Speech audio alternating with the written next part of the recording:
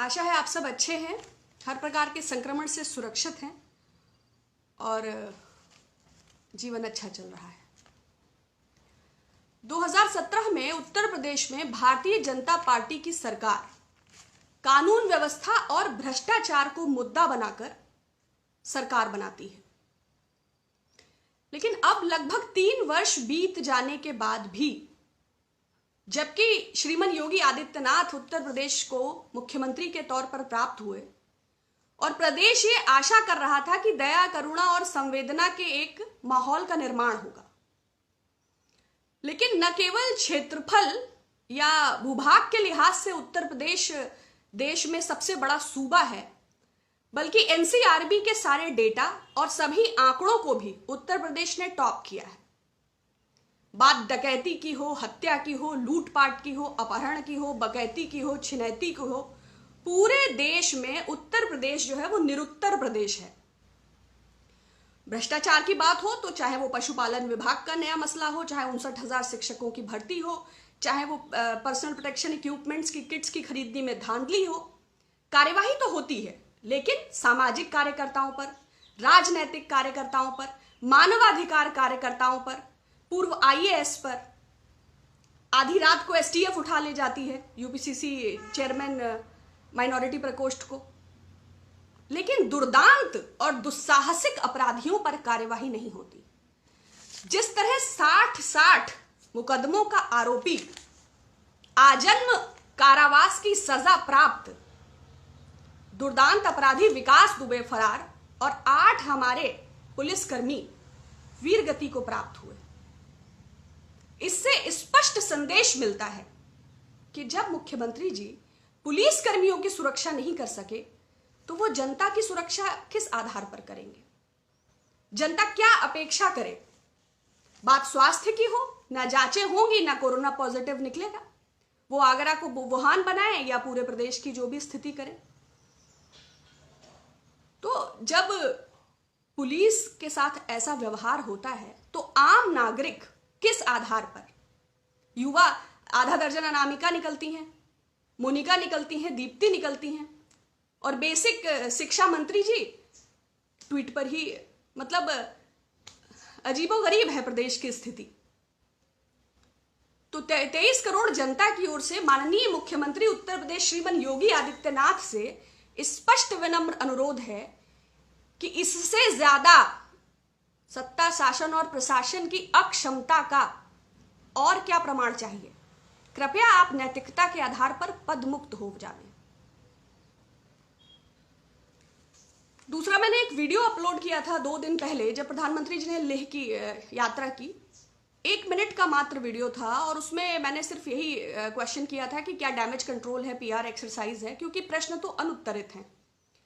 भारी मात्रा में मुझे नेगेटिव ईमेल्स मिले और बहुत लोगों ने कहा कि you are highly negative, you are toxic, you are poisonous, you are venomous, you don't love your nation, you don't care, you are anti this, anti that. So for those like I have few answers. देखिए, ये सरकार, वर्तमान सरकार से यदि भविष्य से संबंधित प्रश्न कीजिए तो भूतकाल के उत्तर प्राप्त होते हैं। अतः मैं भविष्य की अस्पष्टता और संशय पर बात ना करते हुए माननीय मोदी जी की अपीजमेंट पॉलिसी पर बात करना चाहूंगी। 5-6 बिंदु है मेरे पास, आशा है आप संतुष्ट हो सकेंगे, क्योंकि किसी को हर्ट करने का मेरा कोई इरादा नहीं था। 2014 मई माननीय मोदी जी की सरकार बनती है, संसद का पांव छूकर वो उसमें एंट्री करते हैं, भले ही वो बाद में उसकी मर्यादाओं को तार-तार कर दें और उस लोकतंत्र का जरा सम्मान न करें, क्योंकि लोकतंत्र में जवाबदेही उसका आधार है। और माननीय प्रधानमंत्री जी ने तो आज तक एक भी प्रेस कॉन्फ्रेंस नहीं किया। सितंबर 2014 में चीनी शी जिनपिंग जी आते हैं, 12 पैक्ट्स होते हैं, 20 बिलियन इन्वेस्टमेंट होता है और मीडिया इसको बहुत हाई प्रोफाइल इवेंट के तौर पर प्रोजेक्ट करता है। हालांकि माननीय प्रधानमंत्री जी के शपथ ग्रहण को भी बहुत जबरदस्त प्रोजेक्ट किया गया था, लेकिन ये उससे भी ज्यादा। लेकिन उसके फौरन बाद चुमार वैली में इंट्रूजन होता है। द हिंदू ने इस पर बहुत डिटेल्ड रिपोर्ट किया है। उसके बाद ये सब इंडिया चाइना स्टैंड ऑफ को हम थोड़ा बैक में ले जाके आपसे डिस्कस करना चाह रहे हैं। जो सवाल आए हैं उन्हीं को आधार बनाते हुए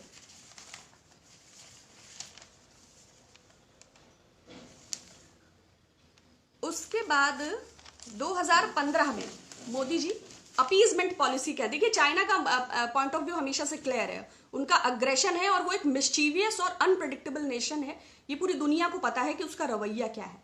बट अपीजमेंट पॉलिसी के अंतर्गत प्रधानमंत्री जी बीजिंग विजिट करते हैं 2015। चाइनीज नेशनल्स को इंडिया ऑन अराइवल पर ई वीजा के लिए अनाउंसमेंट होता है, ये भी उनको खुश करने की एक कोशिश है। इसके अलावा कंट्री ऑफ कंसर्न की लिस्ट से उसे हटाने की बात होती है।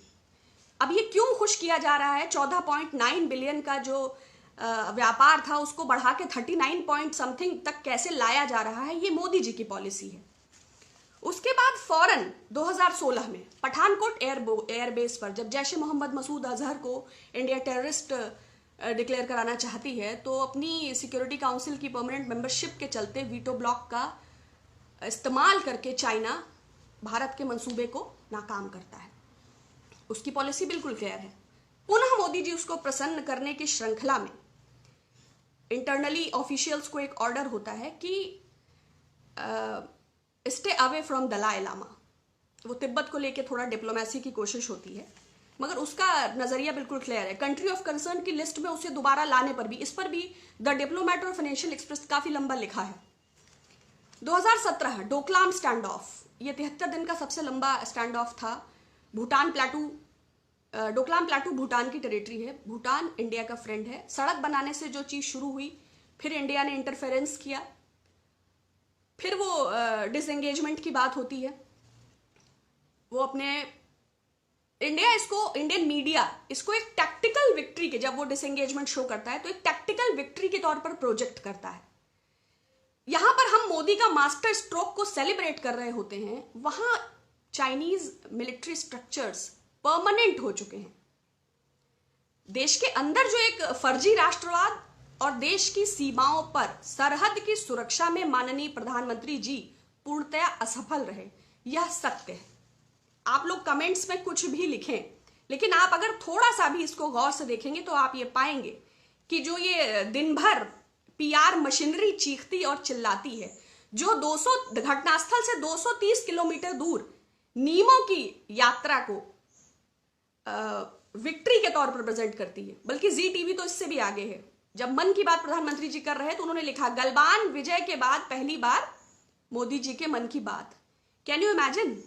80 करोड़ लोगों को 5 किलो चावल, 1 किलो चना और एक जी टीवी देकर उनके दिमाग में गोबर भर रहे हैं, उनको कुंद कर रहे हैं, उनके तर्क करने की क्षमता को बिल्कुल खत्म कर दे रहे हैं।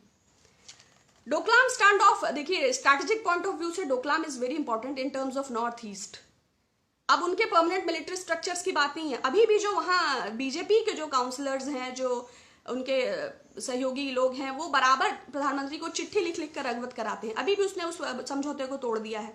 उसके मन में क्या है ये सबको क्लियर है, पूरे विश्व को क्लियर है। वो तवांग चाहता है, अरुणाचल को अपना समझता है, वो पाकिस्तान और चाइना इकोनॉमिक कॉरिडोर बना रहे हैं, बांग्लादेश को 97% टैरिफ का वेव ऑफ किया है उसने, है ना। अफ्रीका के साथ उसकी डेप्ट ट्रैप की क्या पॉलिसी है। लेकिन माननीय प्रधानमंत्री जी के सर्वदलीय बैठक में सरासर झूठ बोलने के बाद कि ना कोई घुसा है, जो ये क्लीन चिट दिया है उन्होंने चाइना को, जिसको मैंड्रिन में अनुवादित करके उसने पूरे विश्व को संदेश दिया है। माननीय प्रधानमंत्री जी से सिर्फ इतनी अपेक्षा है कि देशवासियों और सेना के मनोबल को सत्य से जीता जा सकता है। और खुश करने की कोशिश क्या है, जब देश आपके पीछे खड़ा है। लेकिन गुप्त दान महादान, आप पीएम केयर्स में फंड भी लेंगे, आप एशियन बैंक से बिलियंस का इन्वेस्टमेंट भी लेंगे, आप डेप्ट भी लेंगे, तो मैं देश नहीं बिकने दूंगा, मैं देश नहीं झुकने दूंगा, और 80 करोड़ देशवासियों को सच भी नहीं जानने दूंगा। I appreciate the way he works. जो उनकी पीआर मशीनरी है, जो अब देखिए एक वेडिंग फोटोग्राफी होती है, राइट, लेकिन वेडिंग में रैंडम फोटोज आती हैं, इसीलिए प्री वेडिंग शूट का ट्रेंड है आजकल। कितनी सिमेट्री होती है मोदी जी की फोटोग्राफ्स में, कोई एंगल, कोई कोना, कोई, क्योंकि he is such a masterpiece when it comes to branding and marketing strategy. जो उनकी आडंबर की कला है, जो उनकी नाटकीयता है, जो सत्य को ढकने की, एक सिल्की कर्टन डालने की जो उनकी आर्ट है, जब उन्होंने भाषण दिया तो राहुल कंवल जी ने ट्वीट किया। राहुल कंवल वही जिन्होंने दावोस के महासम्मेलन में अन्विता फडणवीस का इंटरव्यू लिया था। आप देखिएगा उनकी मुखर पत्रकारिता उस इंटरव्यू में प्रखर होकर निखर के बाहर आ रही है। वो लिखते हैं, वाह क्या इंटरव्यू है, क्या मोटिवेशन है। अगर मोटिवेशन लेक्चर से देश चलेगा तो संदीप माहेश्वरी को प्राइम मिनिस्टर बना दीजिए या फिर शिव खेड़ा को। उसमें माननीय प्रधानमंत्री जी की क्या आवश्यकता है। प्रधानमंत्री तो कॉन्शियस डिसीजन लें, कॉन्क्रीट डिसीजन लें। भारत की गरिमा, गौरव, स्वाभिमान और संप्रभुता का विषय है और आप लोगों को गुमराह कर रहे हैं, झूठ बोल रहे हैं, जो तथाकथित रूप से मतलब लगातार प्रमाणित है। उसके बाद 2018 में फिर इंडियन ऑफिशियल्स जब ये इशू करते हैं कि दलाई लामा से दूरी रखी जाए, चाइना को खुश करने की एक कोशिश। फिर जैसे ही जेएनके का स्पेशल स्टेटस खत्म होता है, पुनः वो कंडेम करता है। जैसे ही वो आलोचना करता है, फिर यहां से धमकी होती है कि भाई हम 84 year Tibetan leader Dalai Lama को इनवाइट करेंगे। ये क्या पॉलिसी है। एक देश के साथ लड़ाई और क्रिकेट साथ साथ नहीं हो सकता, लेकिन दूसरे देश के साथ व्यापार और हमारे जवानों की शहादत साथ साथ कैसे हो सकती है। ठीक है, आप बहुत सारे लोगों को मूर्ख बना सकते हैं, किंतु फिर भी कुछ छूट जाएंगे। कुछ लोगों ने मुझे मेल लिखा है कि मोदी है मोदी, कलेजा हलक में हाथ डालकर कलेजा निकाल लेगा। मैं भी, डियर फ्रेंड, मोदी है मोदी, आपको घर बैठे बेच देगा, खून में व्यापार है। आप बात को समझने का प्रयास करिए। मुझे आपसे कोई निजी द्वेष नहीं है, लेकिन आप सत्य से मुंह नहीं मोड़ सकते। बहुत लोगों ने कहा था कि बहुत सारी चीजें प्राइवेट हैं, वो आपको क्यों बताएंगे। ये पॉलिसी है, ये 6 वर्षों की घटनाओं का मैंने जिक्र किया है। चुमार वैली का, डोकलाम का, जैश ए मोहम्मद पठानकोट एयरबेस में यूएनएससी का वीटो ब्लॉक का। क्या इन उदाहरणों के बाद भी आप ये स्वीकार नहीं करते कि चाइना की पॉलिसी अग्रेसिव है और मोदी जी लगातार अपीजमेंट पॉलिसी का इस्तेमाल कर रहे हैं।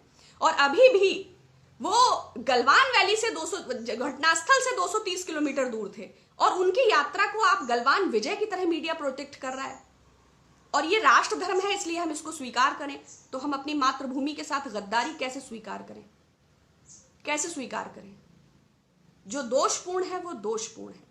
माननीय प्रधानमंत्री जी को स्पष्ट संदेश चाइना को देना चाहिए और उसके माध्यम से पूरे विश्व को। ये डिप्लोमेसी का फेल्योर है। आपको जापान, ऑस्ट्रेलिया, अमेरिका, आपको जो उसके एंटी कंट्रीज हैं उनके साथ खड़े होकर, अब आपके क्या लालच हैं, और वो पीएम केयर्स के फंड हैं या वो और बिलियंस ऑफ इन्वेस्टमेंट है या वो जो डोभाल साहब की फाउंडेशन है उसमें भी चाइनीज डोनेशंस हैं।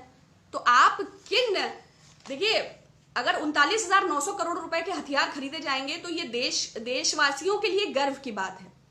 लेकिन 50,000 वेंटिलेटर्स का भी आपने दावा किया था और 10% भी अभी तक नहीं, जून तक तो नहीं आए, 10% भी। देश किन हालातों से जूझ रहा है ये भी तो आपका ही दायित्व है। सिर्फ उकसाने वाली बात करने से ऐसा कैसे हो सकता है।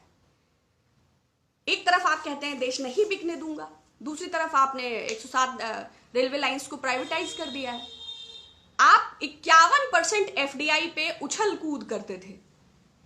आज रेलवे इंफ्रास्ट्रक्चर के 14 प्रोडक्ट्स में 100% एफडीआई हो चुका है और आपके प्रवक्ता, आपके नेता, आपके अभिनेता, आपकी मशीनरी, आपकी इलेक्ट्रॉनिक मीडिया, आपके माउथ पीसेस, आपकी प्रिंट मीडिया आपको जस्टिफाई कर रही है। क्या ये 125 करोड़ देशवासियों के साथ गद्दारी नहीं है, धोखा नहीं है? और फर्जी राष्ट्रवाद का सर्टिफिकेट आप मुझे दे रहे हैं, किस आधार पर? भाई, आपने 52 वर्ष अपने कार्यालय पर झंडा नहीं फहराया, आपने कभी राष्ट्रीय प्रतीकों और ध्वजों का सम्मान नहीं किया, आप स्वतंत्रता आंदोलन में कहीं भी नहीं थे। इतिहास आपका कालिमा से प्रेरित है और आज आप ये बता रहे हैं कि एंटी इंडिया प्रोपेगेंडा क्या है। तो दैट्स रियली शेमफुल। और बस मैं यही कहना चाहती हूं कि नेगेटिव लिखने के पहले एक बार जरूर सोचें प्लीज, क्योंकि मैंने बहुत लोग लिखते हैं मैम आप यूट्यूब पर पोस्ट करिए, आप इस पर पोस्ट करिए। देखिए, मुझे टिकटॉकर या यूट्यूबर नहीं बनना है। मेरा उद्देश्य एकदम स्पष्ट है, एक विमर्श को बनाए रखना, क्योंकि ये मेरा नैतिक दायित्व है कि जो मुझे सही नहीं लगता, जो ओपिनियन मुझे कन्विंस नहीं करता, वो जबरदस्ती मुझ पर इम्पोज या इम्प्लीमेंट नहीं किया जा सकता और ये मेरा अधिकार भी है। तो उस विमर्श को जिंदा रखने के लिए आप विरोधाभास वाले लोगों का भी स्वागत है, अगर वो अब्यूसिव नहीं है तो। चलिए, बहुत धन्यवाद, पुनः आपसे बात होगी। Thank you.